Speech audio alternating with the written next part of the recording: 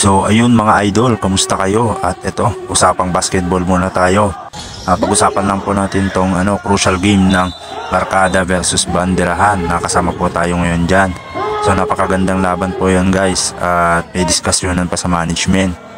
So bago po ang lahat, panoorin po muna natin yung naging highlight po namin at ang aking mga kasama sa team. Ayan.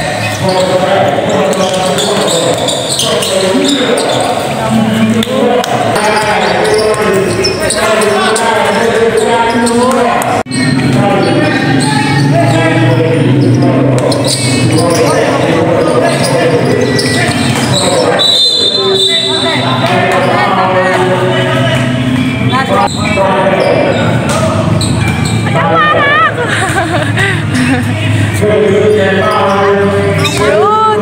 Galing ni Papa.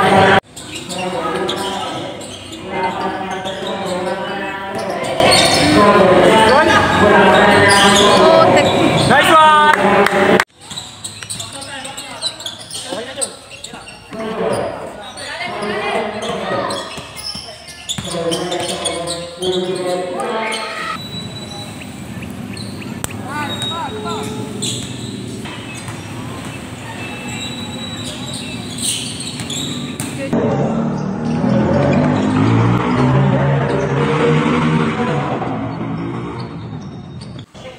Nag-run kami sa fast break points kaya lumamang po kami dito sa first half. At ito, malupit tong bata na to na si James Tador. Basic shot lang ang mga ginagawa pero grabe yung kamay niya. Nagliliyab. Fast break, fast break man, steal at saka ayan. Pagka sa perimeter, basic shot lang ginagawa pero kita mo naman. At isa pa to si JP Kogo. Napakabilis at maganda rin yung ball movement namin. Kaya medyo lumamang kami dyan sa first half. Kita mo naman yung mga bitawan ni James Tador Loads. Napakagaling yan, idol. At ito pa, isa pang si Christian Pogo. So ayun mga Loads, pagdating naman ng second half, minama na kami ng kalaban namin mga Loads, ang Team Barkada. Ay mga konting pasilip sa highlights nila, grabe, mga veterano yan mga Loads. At kaya sila din lumamang ng lumamang sila ng mga 5 to 4, ayan, 79-74.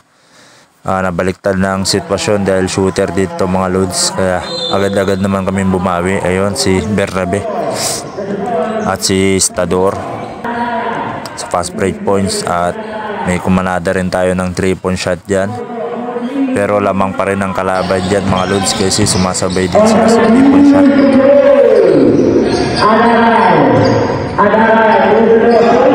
Ayun, kumanada ulit si James Stador mga idol.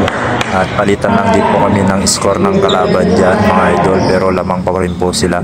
At last 2 minutes na lang mga idol. Ayan na, napaka-intense na ng laban dyan.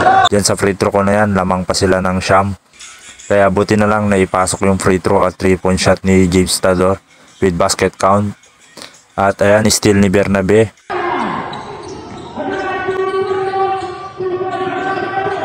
Steal ni Bernabe at Ryan. At ito na, napaka-intense na rito.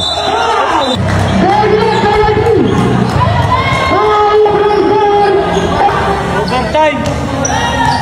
Idol, isa ba?